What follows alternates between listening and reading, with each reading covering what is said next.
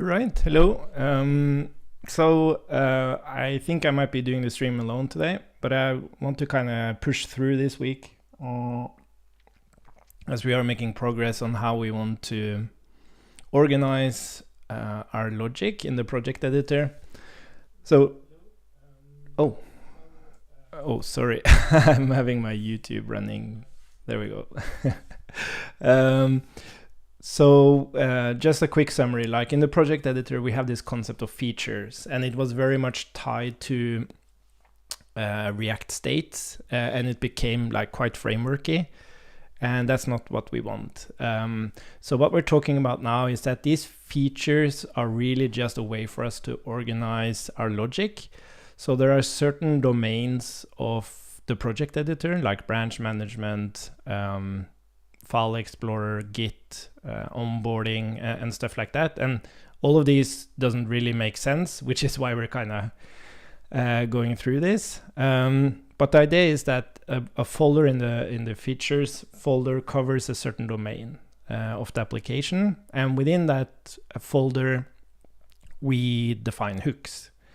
And these hooks has very isolated responsibilities, so we don't have like these big reducers covering different responsibilities.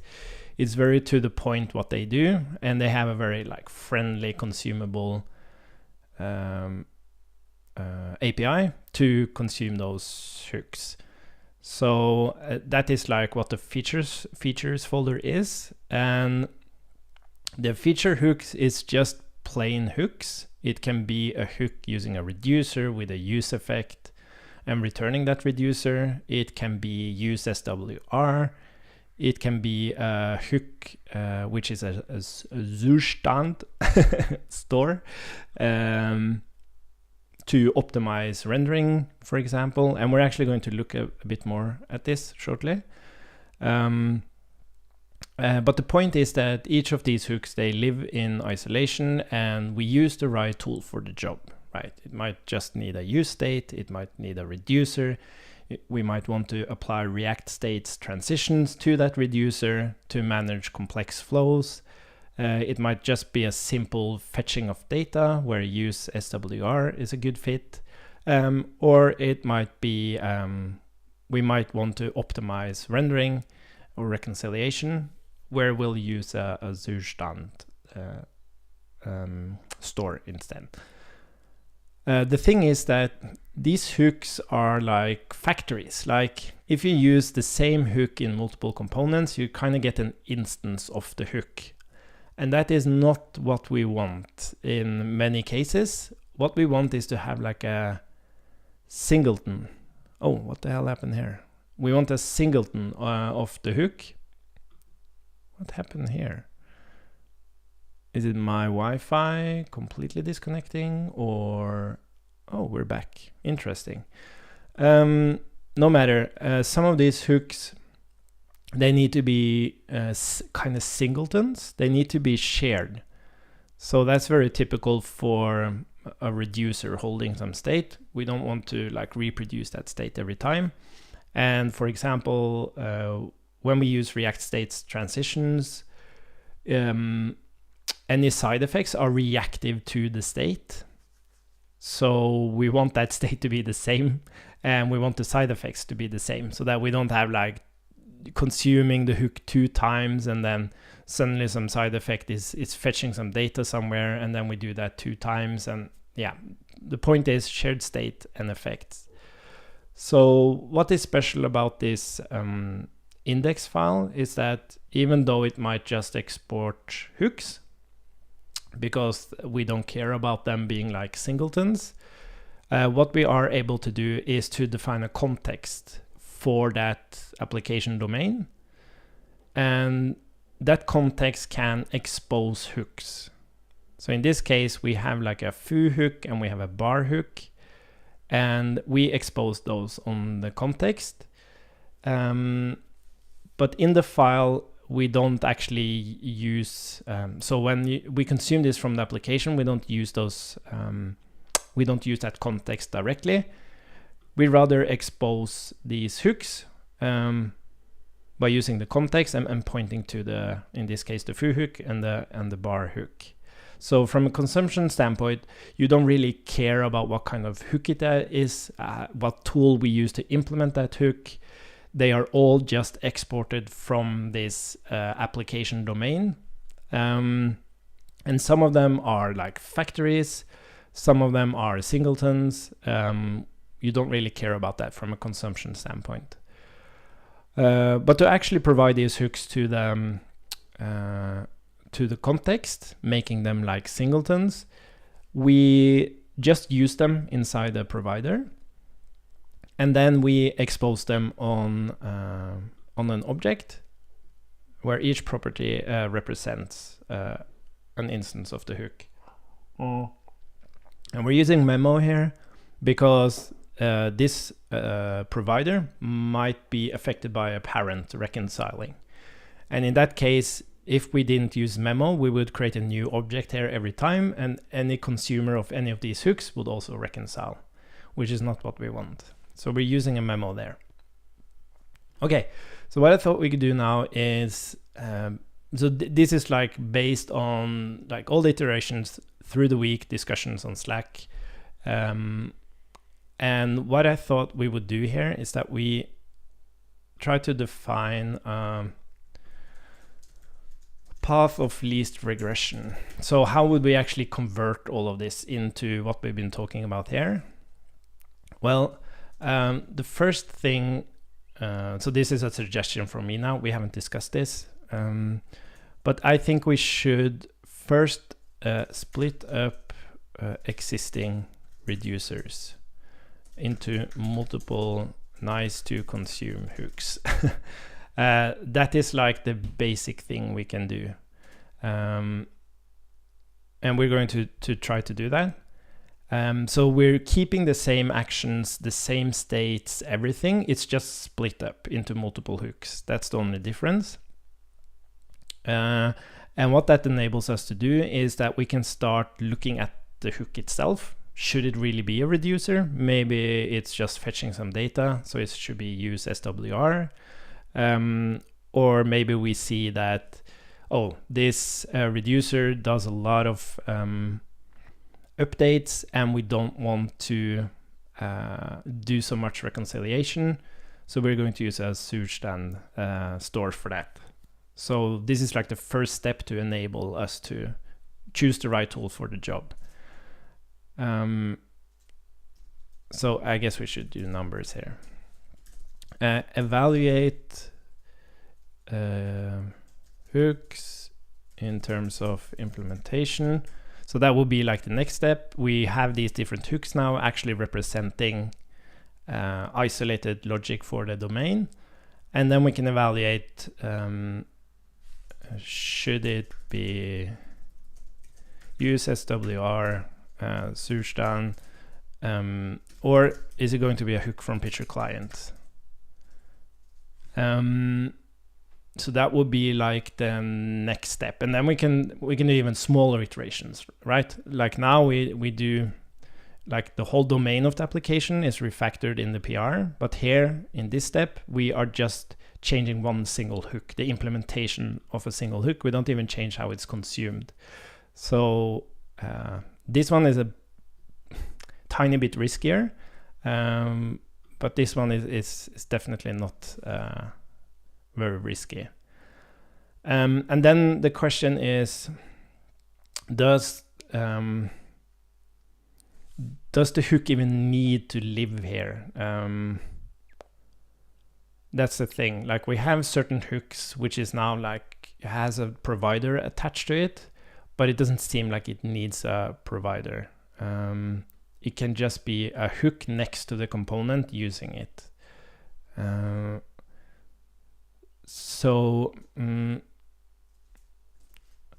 Also if it needs to be a provider, I think we can just do this in two steps. So first is just, okay, let's split this up into hooks to kind of follow this pattern I just went through.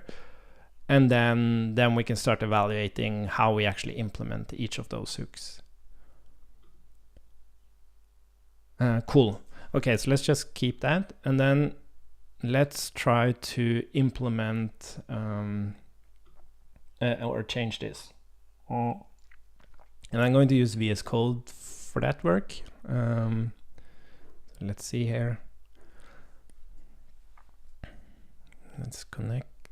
Yes, I trust. In CodeSandbox, I trust. Oh, what the hell? Cool. So we have branch management here, but we are not going to we're not going to have this index file. So we're going to delete this one. We are rather going to say that this is the index file. And we are going to have, we've already identified that there are really two different things we're doing here. We are listing branches, and we are branching. So I'm just going to create two files here.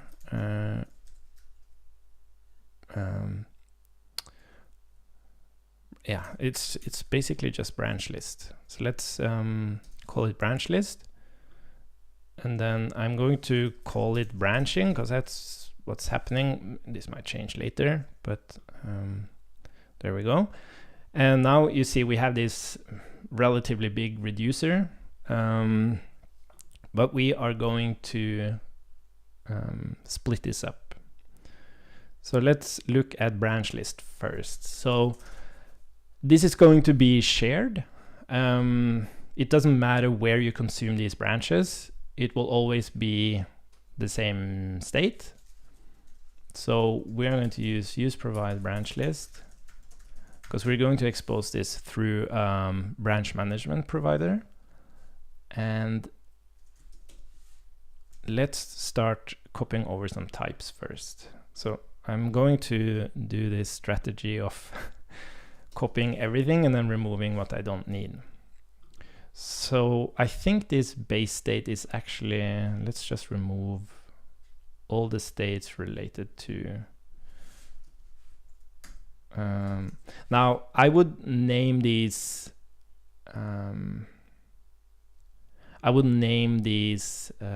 States differently if I were to do this from scratch, but I want to do the least amount of changes now. And public action would be fetch remote branches. There we go. And I don't think we need an error state for this. Well, we really do. But let's see how that is. So we have an action here. We don't want this private public concept anymore. It's just an action. And then as we are implementing this, it's just a reducer. And we can at least put a reducer up here. It has the state and it has the action, or it uses the environment to listen for API events. And it has a reducer. And then we'll give it an initial state of, this really bugs me. Like why isn't React able to properly type this? It's really annoying. Is it maybe because, so you see here, it doesn't even give me like the, yeah, it's really weird.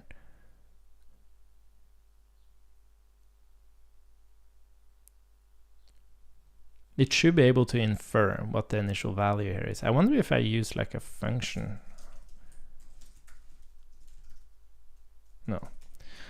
Anyways, like the typing does actually work, but it's, yeah, and I think we actually currently, we just fetch the remote branches immediately. Oh, this didn't work. Oh, sorry. Of course, it's confused by the.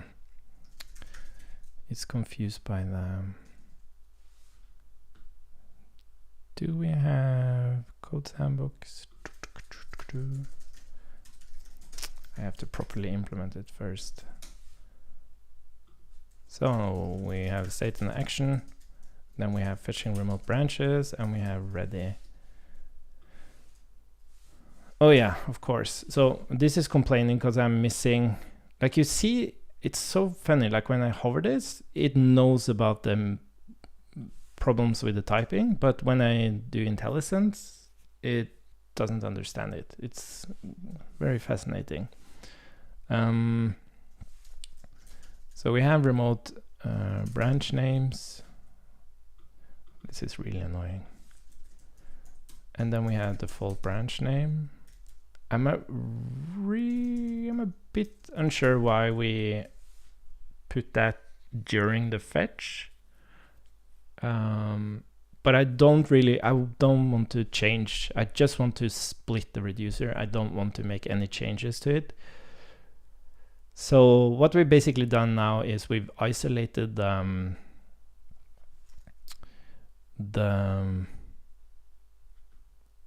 logic for the branches. And let's do the same thing for the branching. Use provide branching. And let's just do the same strategy there. By the way, let's make this not yellow anymore. So in this case, we don't care about fetching remote branches, but we do have a ready state. We don't care about this base state in this case. And we are going to use the latest API of React states, which means that we're going to use our command here instead of our state. And these are actually going to be commands, which means they are going to be written like this. And then in terms of action, create, we don't use this one. We don't use this one. And again, we are going to define a reducer, which uses the state and the action. And this one also listens to API events. And let's transition like this, state, action, blah, blah, blah. We have a ready state. We have that state and that state and this state and this state. Okay, and then this is also just a use reducer where we have the reducer and we have the initial state of ready in this case. Yes. So the thing we did, maybe I should put that into the README here. So split up into multiple nicely consuming hooks using the latest CodeSandbox states. Yes. Okay, so we have split up the reducer in two reducers now. And what's nice is that we actually have like the type definitions and everything together. So it's easier to grasp how that specific feature works. One thing we have to do though is that if we go back to branch list, now it doesn't actually get the events. So we are going to do this, use reducer, return branch list. And if we look at the actual implementation here, we can see that we are listening to events from the API. So we're going to add that. So first we need to import the API from our, environment. Interface. Oh, import. I always confuse that. So we have the API, and what we want with the state and the dispatch from branch list, and we want to say we want to use an effect, and that effect is just to look at the API events, subscribe to them, and dispatch them into the reducer so that the reducer knows about all the API events. And then we can look at here we go. We also have let's actually remove these as we, let's just to make sure we do it on both of them. And then we'll remove it from the other file as we get closer to return branching, and then we'll do dispatch equals branching, where again we're going to have the API from the environment.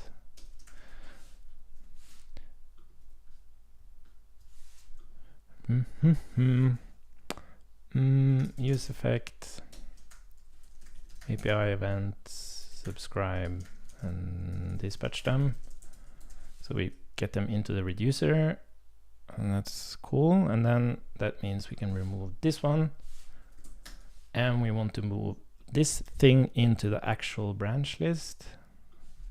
And this is going to use state effect instead of cool. And this shows us that this branch list actually cares about the owner and the repo. So we're just going to pass, first we'll pass that in as 2 arguments, or maybe we should just immediately pass it in as owner repo.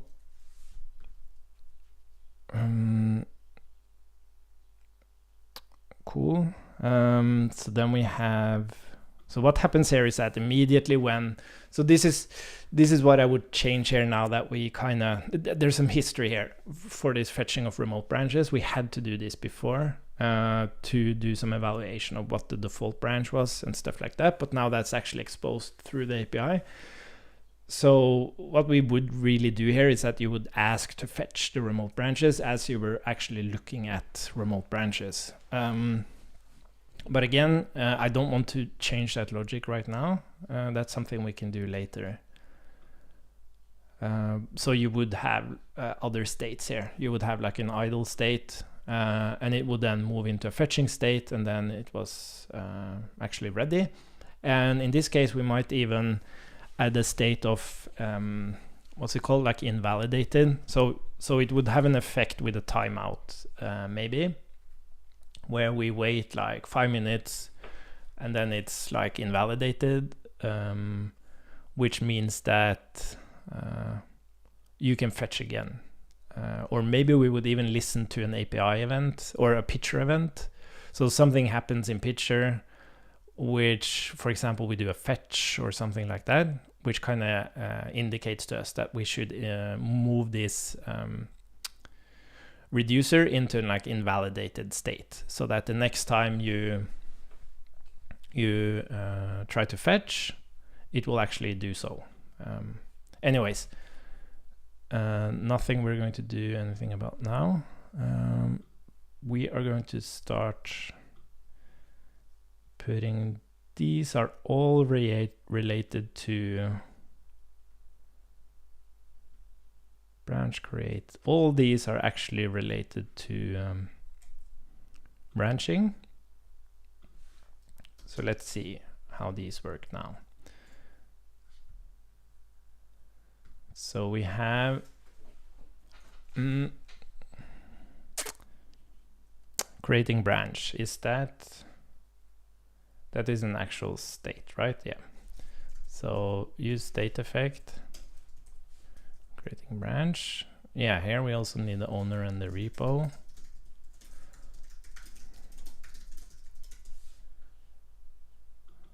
Default branch, where the hell does that come from? This is interesting. Oh, I think there's something I missed there. Oh, sorry, that's coming from the project. Okay. Yeah.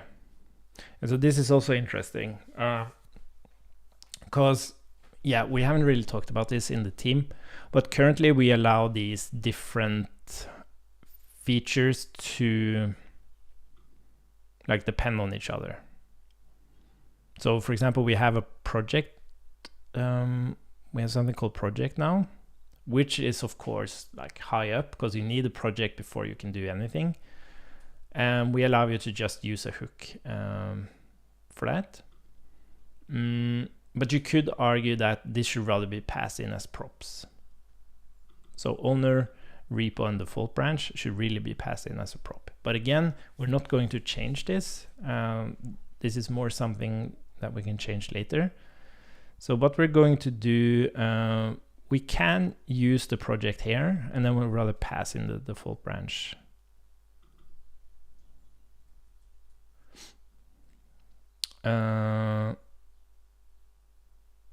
Yeah, and that's a branch. Let's see. So branching would now need, oops, default branch, which is a branch. I'm not sure where that comes from. Yeah, let's do that. So now we have a default branch, and forking branch is also a state. Oh, what did I do? Use state effect. Creating draft branch, created. Okay, so this is, like previously we had something called Transient States, and this comes from State Machine world, and it's basically that in a state machine you might be in a state where you, like the thing about state machines is that you transition to different states, and then if you want to do some side effect related to that, you just point to whenever the machine moves into this state, do this thing. Now, very often you get into a situation where you don't want to actually move to a new state. So you're maybe loaded and you just want to, I don't know, do something, log something. Doesn't matter. You don't actually want to move out of the loading state, but you do want to trigger a side effect.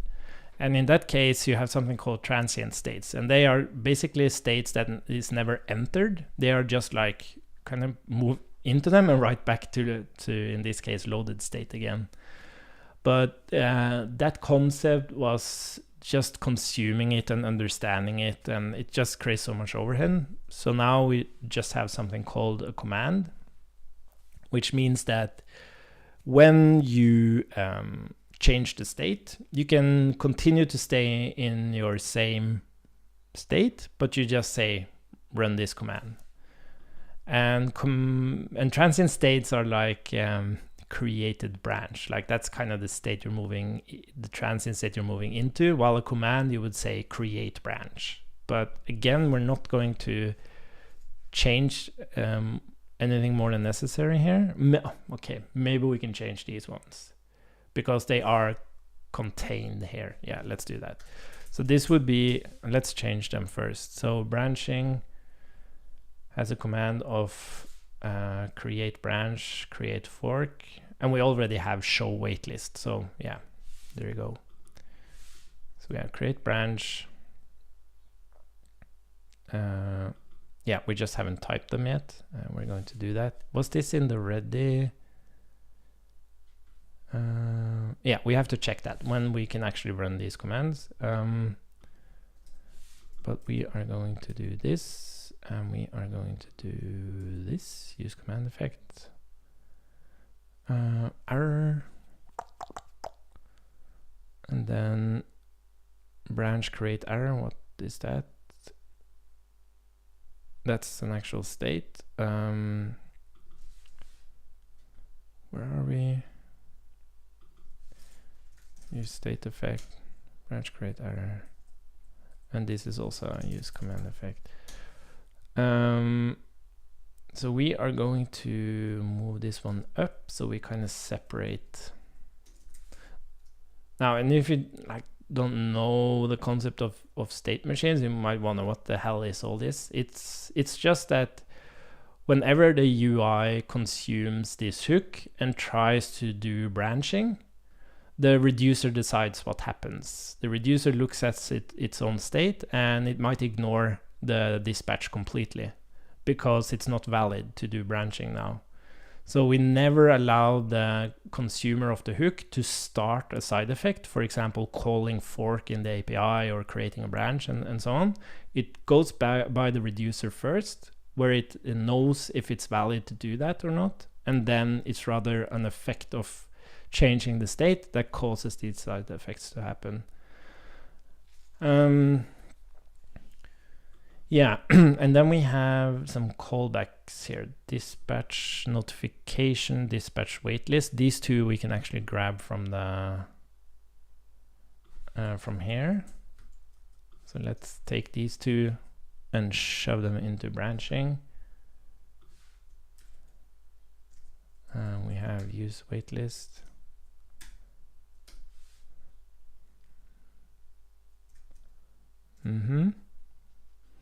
But we also have these callbacks, and we have sentry here as well. Where do we get sentry from?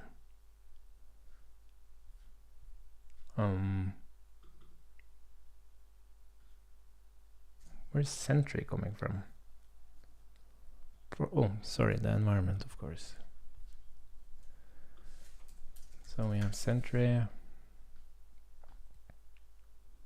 Cool. And now these callbacks, we have to actually pass them. Again, we probably don't want to have these callbacks here. But for now, they are there, so we have to deal with them. So we're going to actually take these and we are going to type them in branching instead. Export type branching callbacks.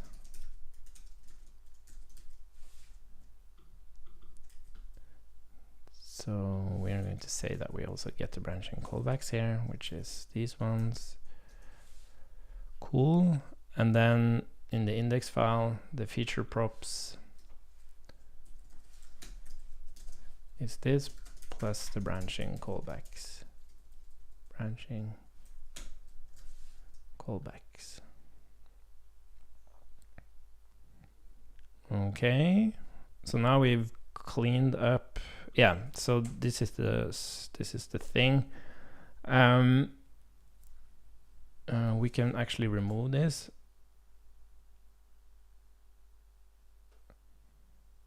Yeah, logging bad transitions. Exactly. Yeah, because that's also something that's a very normal intuition to have. Is like when the reducer actually ignores actions, it kind of indicates that the UI is doing something it shouldn't do, and you kind of want to know about that. Or you can at least make a strong argument for that you want to know that. And yeah, so in the dev tools of React states, you do see all actions, no matter. But it's kind of interesting because in some implementations you are what's it called? You are intentionally ignoring actions. So the resizer in the actual React States DevTools, for example, is listening to mouse move events, and a lot of events like mouse clicking up and down. And the power of a state machine is that you can just shove all these events in. And that's exactly what we're actually doing with the API as well. Like we're listening to API events and we just shove them into the reducer. Because we decide which of those events we actually want to handle in the current state. So you also have this power of you don't have to orchestrate exactly what events should hit the reducer when. You can just shove them in there. And then it will just beautifully deal with those events in the valid states. But again, as you say, Dan, it's like it is an indication that you might be doing something wrong in the consumption layer. Like in the UI, you are trying to do something and it doesn't work. And it's like, why is nothing happening? And it's because you actually did something wrong. But you wonder, did the action even get in there? And stuff like that. So yeah, it's totally valid to show that or have like a hook to see what actions are ignored. Anyways, so we don't want to do that here. what we rather want to do is we want to say use dev tools from this one. This is called branching, and branching is the reducer. And then we'll do the same thing here. Use dev tools, and this is branch list, and it's called a branch list. I hope we have time to look at Zustand. We should be done here quite shortly. So now this thing doesn't need this, we don't need this, and we don't need this. Let's rather use provide branching. So now we are kind of instantiating the hooks. Branch list, use provide branch list, kind of instantiating the hooks inside this provider. And then we are saying the hooks is a use memo of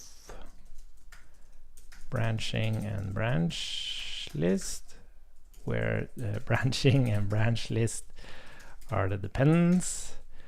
And then this is what we expose on this reducer. On this context. So what we have to do here as well, we have to remove this. We're actually not going to use React states here at all. Let's get rid of all this stuff. We are actually going to create a plain React context. And this is as branching would then be a return type of use provide branching. Branch list would be the same. Use provide branch list. And then we don't have this. We don't have a consumer either.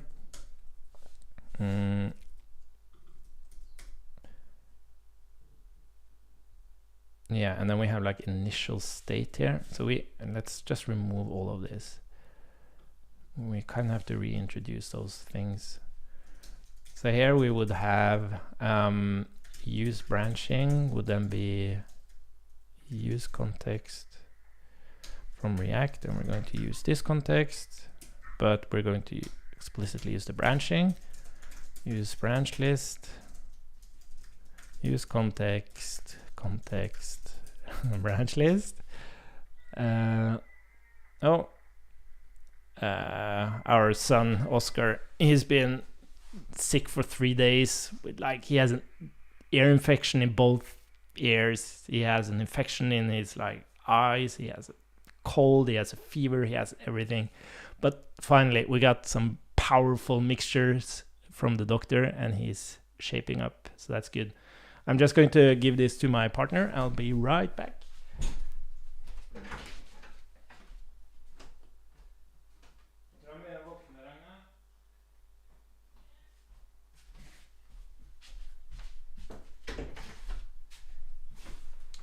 Let's see.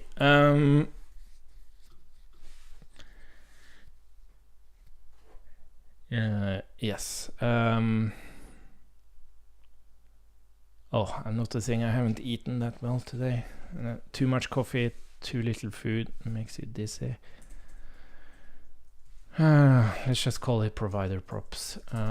Because now what we're kind of changing now is that the provider isn't the feature. It's these hooks. Those are the features. And the provider is just a way to make all or some of those features shared, so that you don't consume a new instance every time you consume the hook. Anyways, blah blah blah. Default branch, blah blah blah, blah blah blah, blah blah blah, blah blah blah blah blah. And this one only needed owner and repo. Yeah, I think they actually need more stuff. We also have is beta user. Yeah, we won't be able to start exploring Zustand, but we have to do this first anyways. So let's see. because we also have to move the reducer logic. So let's just take this one and shove it into branch list.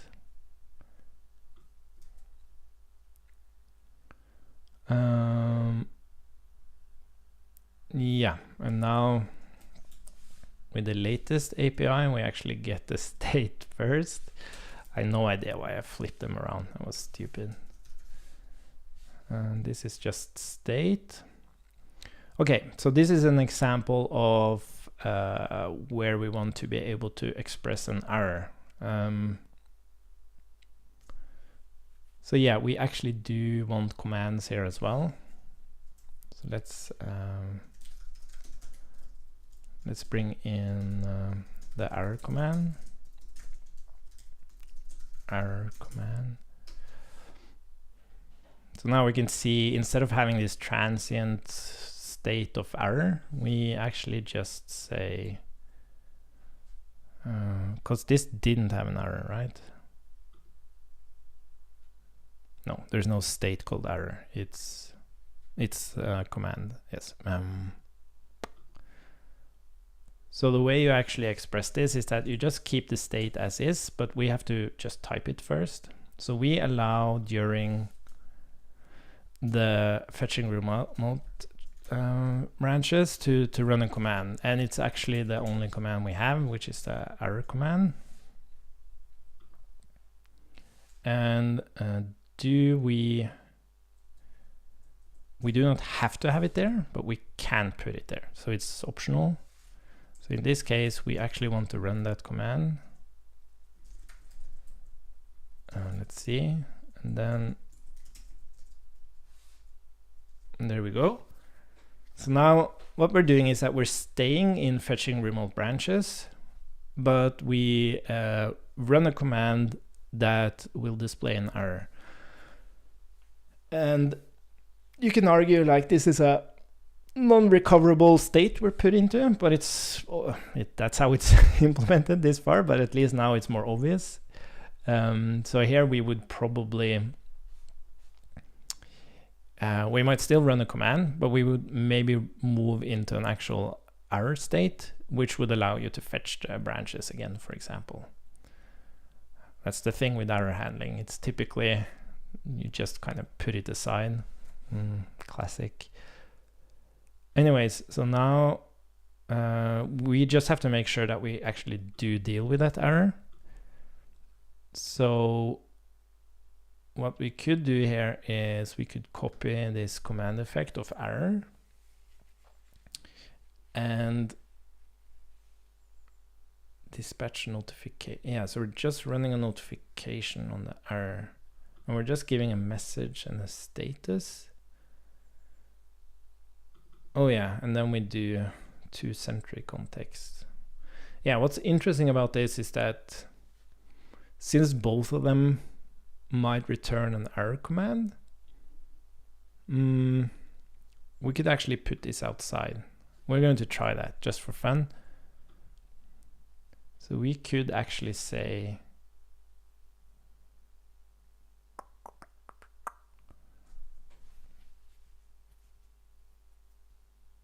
is that a good idea, or should we? No, we're not going to do that now.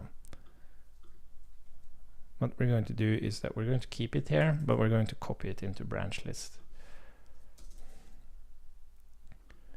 So now you can like see the command working. You see there's no type errors on this.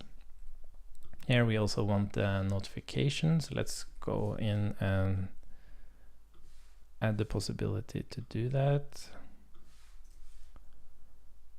And then we have sentry coming from our environment, to-century context, and this will be branch list. Cool. Oh, use and there we go. So now we have an implementation using a reducer, blah blah blah, subscribing to events, fetching the remote branches. If we get an error with dispatch notification, could not finish the operation, please. So here we can at least be more explicit now. Could not fetch branches. Please try again later. Yeah, you kind of have to refresh with the current implementation, but yeah. Cool. So now we have that in there, and it doesn't really do anything else. So what we can do is we can take all of this stuff and we can put that into branching. So where is the reducer? Here we go. Was there anything on ready? Oh yeah, sorry, we have ready there as well. Okay, so we can just replace all of this. And the thing we need to do is to make these offset. Yeah, and here you see we have the isBeta user and the permission. So we're going to take a look at, we had a discussion yesterday about how to properly create dynamic reducers, because React only uses the first reference to the reducer function itself, so it kind of closes over the initial value of isBeta user and permission, but we kind of wanted to not do that. We wanted to always see the latest state of isBeta user and permission, so we can fix that as well. So this will be state. I don't think we actually need to spread like this. But again, I'm changing the least amount of stuff. What's the time?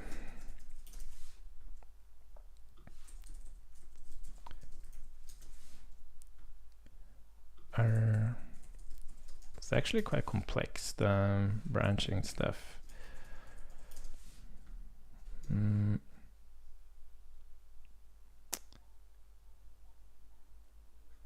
Yeah, and now we don't really care about this. Cool. And this should just be state now. Okay, so the thing that's going wrong now is that we're missing these two, and also we are not using commands. So the question is, when can we run the different commands?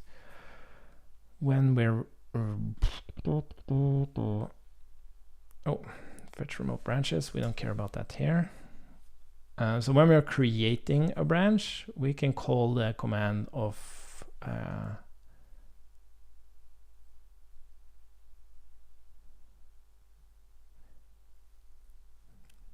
we can, yeah, maybe we should call it created. Let's just keep it. I can't remember everything here, so we should just keep things as is. Because what we're doing here is that we're just we're going to call the callback really here. So we're updating the state. So when we are creating a branch, that is when we can call the command of let's see.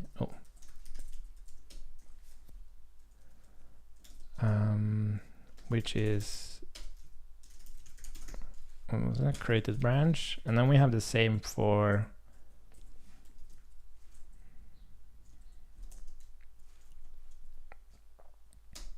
here. We have an error, and this would be created fork, I guess. Just making an assumption here. We'll double check this. Creating draft branch. Yeah, it's the same. We can do created branch. Okay, so when we're creating a branch, we can run the command of created branch. When we have an error, we can run the command of error. When we're forking, we can run the command of created fork. And when we create a branch, draft branch, we can also run the command of created branch.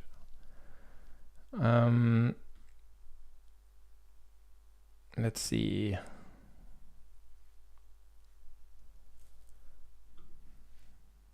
So this is a branch create error. That's an actual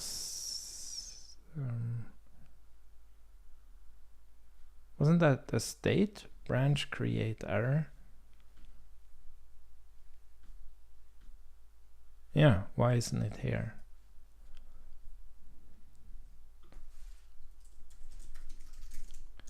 Branch create error. And that required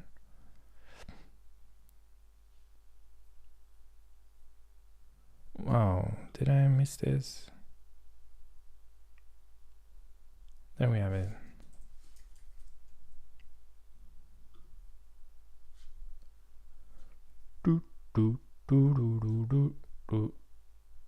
Let's just put that in there.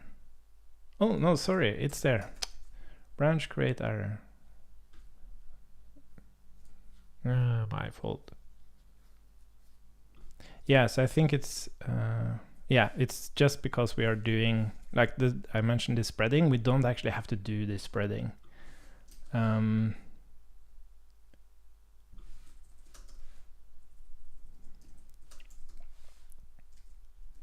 This is more explicit. Yeah, I think we should drop it completely. Spreading is dangerous. Oh, in this case, we actually do want to keep the current state, but we want to run a command of showing the waitlist. Maybe we should just start tackling. Yeah, so this is the. We want to stay in the same state, but we want to run a command of showing the waitlist.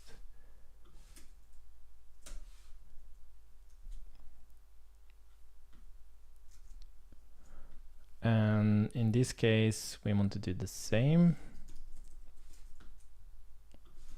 We want to stay in the same state, but we want to show the waitlist. But these don't actually need to spread because we're just moving into a completely new state. Oh, scary. Is it the same here? Oh, that would be a problem.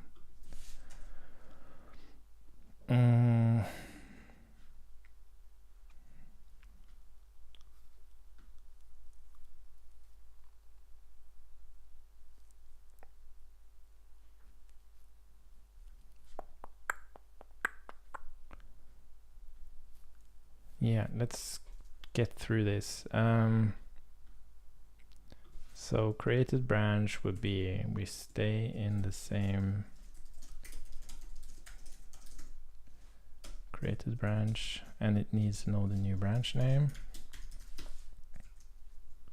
And fork success created fork is actually a command. Yeah, so this is interesting. New owner.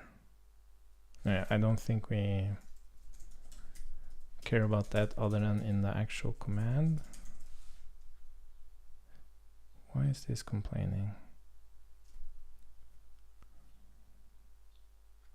Oh, did I do it more? The thingy? No. So forking branch.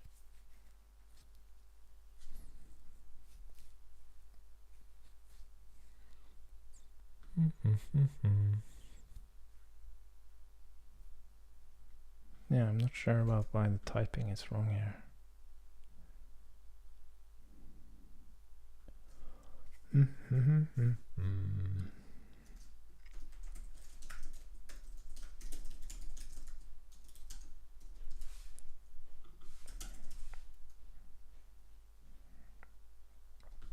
Why are you yelling? Yeah, string. Oh, I know what it is. It's TypeScript and it's explicit return type.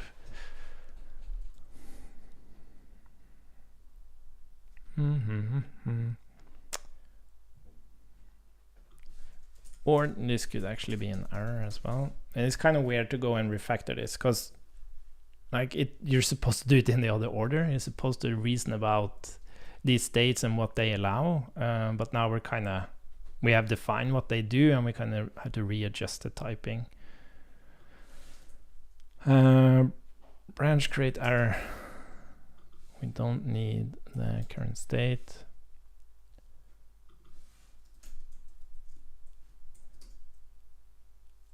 Yeah, so create a branch, that's actually in the same state.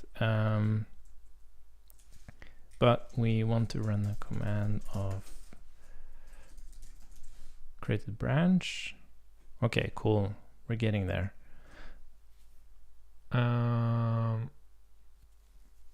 Yeah, again, we're missing the state return type. Oh, show waitlist. Aren't we allowed to do that when we are ready? No. Pick command. We should be able in this state to show the waitlist. Cool. Now we are getting there. Still something. Oh, didn't I add state here? Oh, it was probably the other one.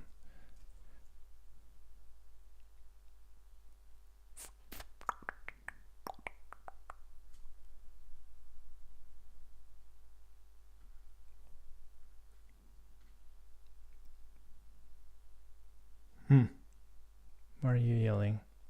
Oh.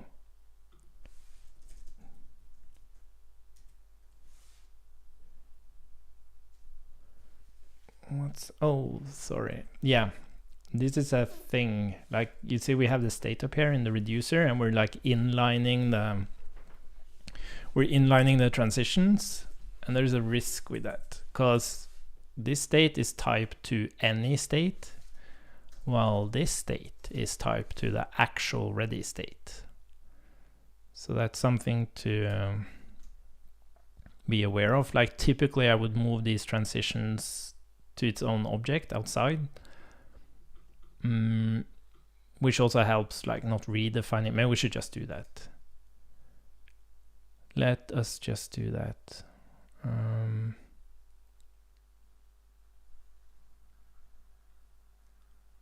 Yeah, we're going to do that. So let's remove this and we just say transitions.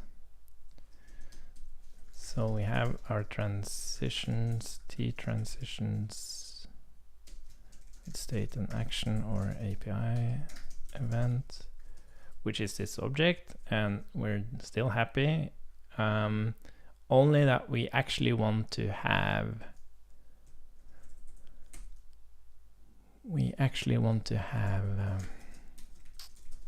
want to make this is beta user and permission.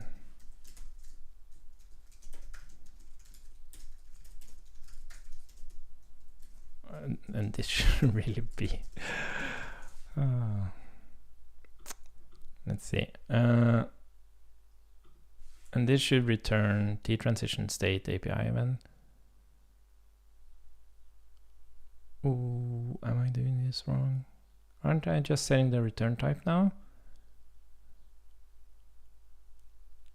I'm missing something.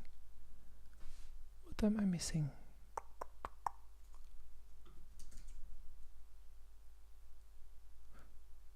Oh, yeah, sorry. Of course, we're returning this now. Okay, so this is a complicated thing because we are actually passing in like information about how the reducer should work. And what we actually can do here straight away is to make this a ref.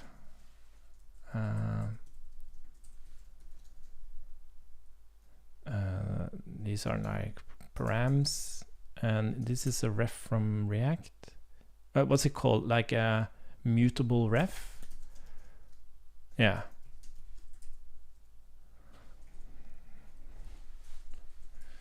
So it will be params current is beta user, params current permission, and this is how we ensure that we always have the latest data on this. Params current That's the thing about like React forces you to have a lot of like patterns to do complicated stuff. It's not very straightforward, and that's for sure. So these transitions, so what I'm wondering here is that maybe we should just pass in. So when we create the reducer here, I think it's better that we actually pass in the transitions. So transitions will be T_transition state action or API event.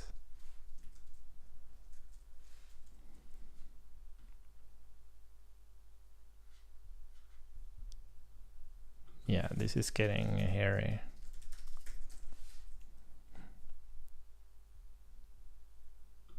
So we would do,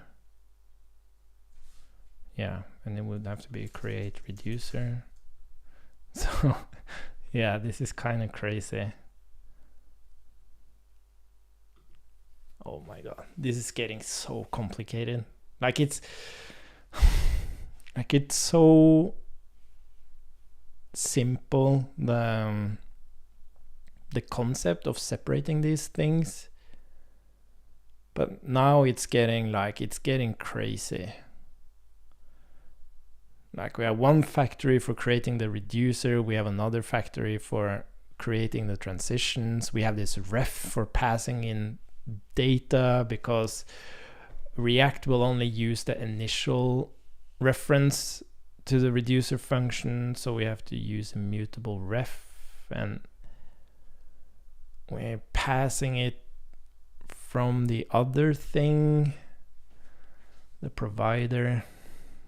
It's getting hairy. I don't like it.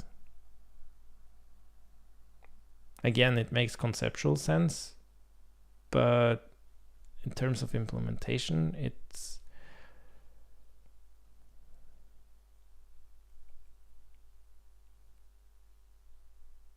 oh, wait. Yeah, we can simplify this. So we can do this instead. We don't have to, since it's dynamic, we don't have to. No, wait, that won't work either. God damn it. So this is the problem. Like if I were to like create transitions here,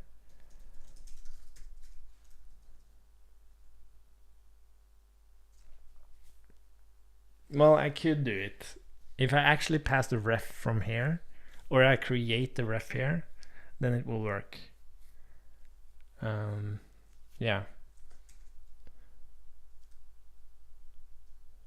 Because then we just create the transitions, kind of create the transitions once. And then we have the params ref. And this would be, yeah, this is crazy. Params ref current.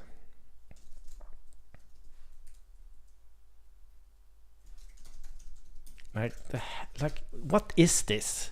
Like it feels, oh my god, there's sometimes with React when you kind of you use useState just because you want an initial value in your component. Like you don't care about changing it, you just want an initial value and you want to keep a reference to that value. So you use a useState with a callback. It doesn't necessarily have to be a callback either, but typically it's a callback in the useState, and you just destructure the first value so that you have that initial value. And using useState for that feels so weird. Like if there was just a hook called like use value or something, that it will make it feel so much better. And it's the same here. It's like use mutable ref kind of thing. Just because you want a reference to the latest value. Yeah, there are certainly some icky parts to this. But again, like this is a super complicated reducer. It's dynamic. It handles a lot of different interactions. But yeah, there are certain things I don't like about this. I have to stop the stream. I'm going to eat And then I'm going to play around with this, kind of continue this refactor to kind of finish the exploration. And then, oh, by the way, this is created fork to century context. Yeah, kind of just finish that last exploration of the params. Like, we don't have to deal with it now because you can't really change isBeta user and permission during your session. But we do need to have a pattern for dealing with dynamic reducers.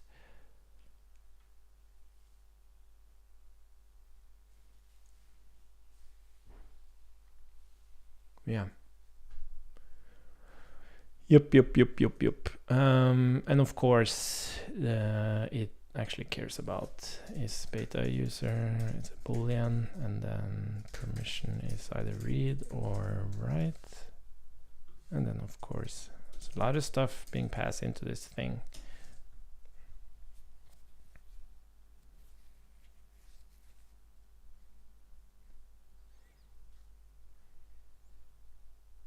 And then you would have like the params ref.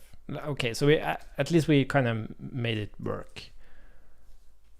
But yeah, it definitely is.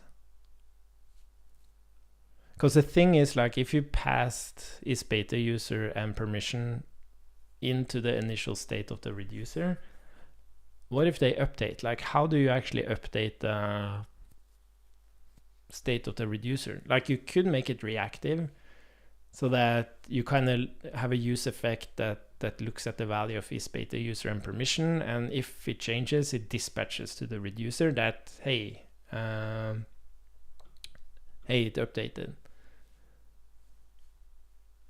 Which might be a better pattern. Like, then you don't have to create these factories and stuff like that. You rather just create an action to keep that value in sync. Yeah, that's definitely better. Yeah, I'm going to refactor that, and then I'm going to wrap this thing up, and yeah, it's beta user and permission. Cool. Yeah, we're going to do that. We're going to make that part reactive instead. And then I think we're kind of set. We don't need this reducer anymore. We don't need the types anymore. There we go. And then at least we've isolated the two different features, one for branching and one for the branch list. And currently, this is implemented like with transitions to kind of protect us from not overfetching. But you could argue that this could just be the use SWR hook, because that's exactly what use SWR does. So we'll probably change that one. Well, this one is more important to protect. Like, we don't want you to start creating branches when you shouldn't. And we're like protecting with a show waitlist if you don't have a beta access, and there's a lot of stuff happening here that should be in this implementation, not something you should care about from the outside. Yes. Okay, cool.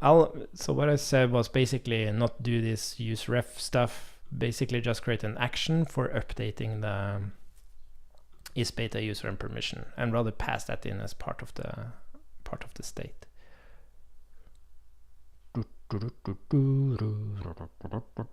Cool. I have